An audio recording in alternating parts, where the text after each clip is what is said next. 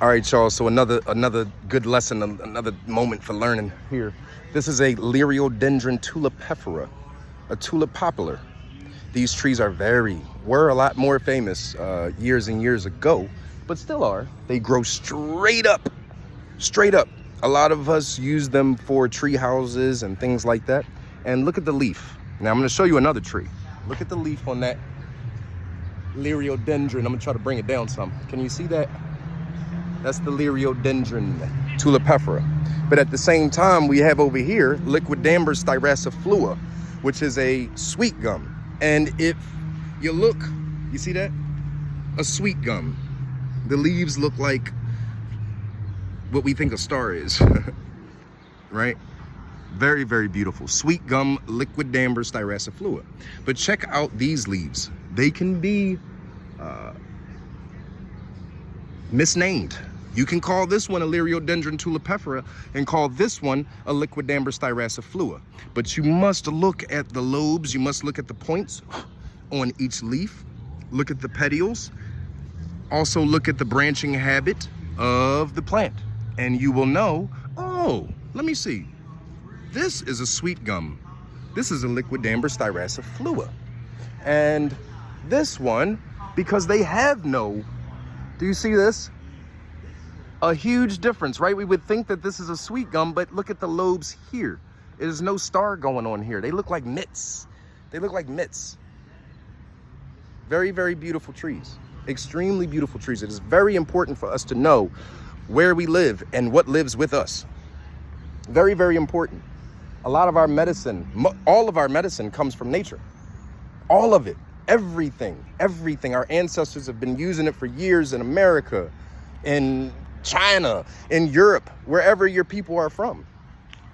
They've been doing it. You go far in your lineage, you go far in your ancestry, you will find some very, very, very, very intelligent people who could almost talk to the soil. You might think they could. I do. So always understand.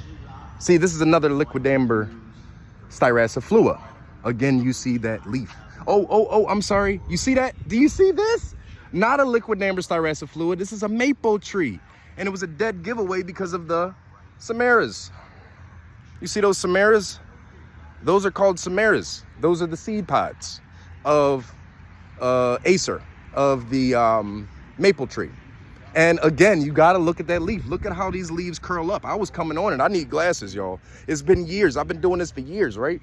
My vision, I need glasses or something. I don't know. But I walked up on the tree and I seen ripples. It looked like it could be a Liriodendron. Not a Liriodendron. It looked like it could be a sweet gum, a Liquidambar. But look at the ripples. And look, the sweet gum doesn't have serrations like this as prominent in the ripples in the leaf. So that is a big, big giveaway. Now, let's look at this tree. Beautiful. Some of you guys already know what this is because of the branching habit and because of the way the bark looks. Okay, and before I tell you, I just want to give you guys a quick giveaway. Anytime you see a fruit tree, how do you know it's a fruit tree if it's not bearing fruit at the time? How do you know in the dead of winter? If you're on the East Coast and you're in the dead of winter and you don't see any leaves, how do you know that this is a fruit tree? How do you know to make a mental note? Oh, I have to come back in a few months. I have to come back so that I can harvest. One dead giveaway is these slashes on the bark of fruit trees. Most of them have it. Most of them do. And they're called CATKINS. They're called CATKINS. Do you see that? The slashes. It's amazing. And it really doesn't matter what it's called. All right, you can name it blueberry pie if you want to, just as long as you understand what is exactly happening. As long as you can speak the language of nature. As long as you can go to, walk around nature like I'm doing right now and just make mental notes of everything. And again, a dead giveaway for maple trees is that Samara.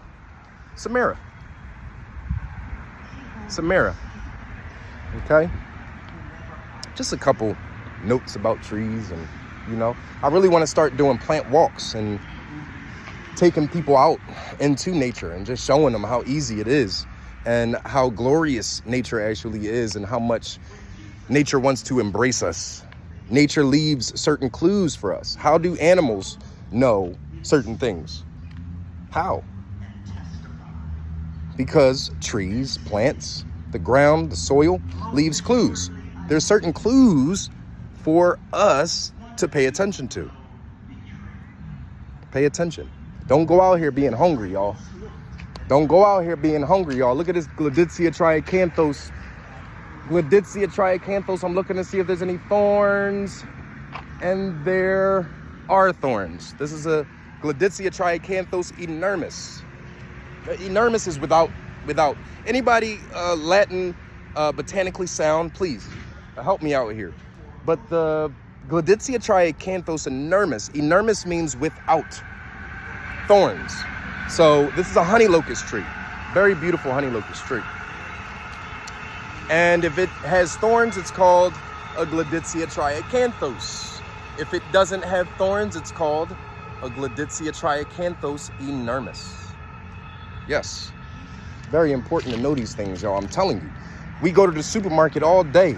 We can go right to the supermarket. We can pick out things. You know, we can pick out how ripe something is, but we can't find it on a tree. You can't find it on a shrub. You can't find it in the plant. You don't know where it is. If there's no fruit on the plant, you don't know what it is. Watch my channel. Watch Peace and Plants. Subscribe to my channel. Follow me on Reddit. Follow me on Instagram. I'm leaving clues for you to teach to your children. I'm leaving clues to you for your children. Whoa, Philly, Philly, Philly, Philly, Philly. Y'all know what Philly is about. I'm leaving clues for you guys to teach to your children. You know things are getting crazy. Things have been crazy.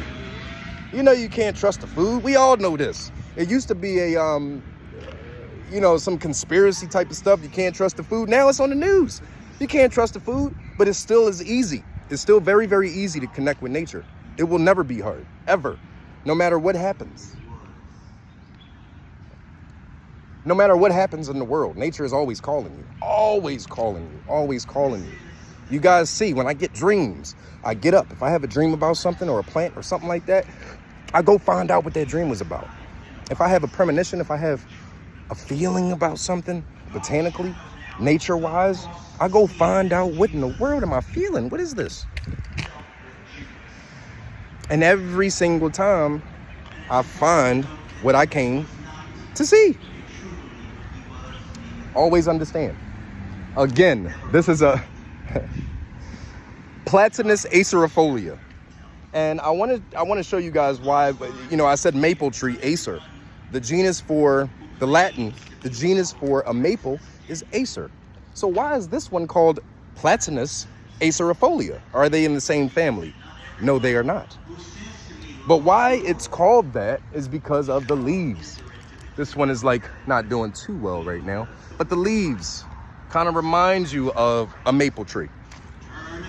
So the species is acerifolia. Understand. Come on, y'all. It's so much better. Look, gentlemen, men, I'm talking to y'all. Women love when you know about your surroundings. You understand? They love when you can embrace your surroundings. A sound man is what they're looking for.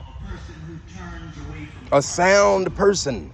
What would happen if you and your lady, I know what would happen with me and mine, but what would happen if you and your lady got dumped in the woods somewhere? You got plenty of time to do research. You got plenty of time to figure out where you are and what you are and whose you are. But what would you do? Would you perish? Would you eat the poisonous berries?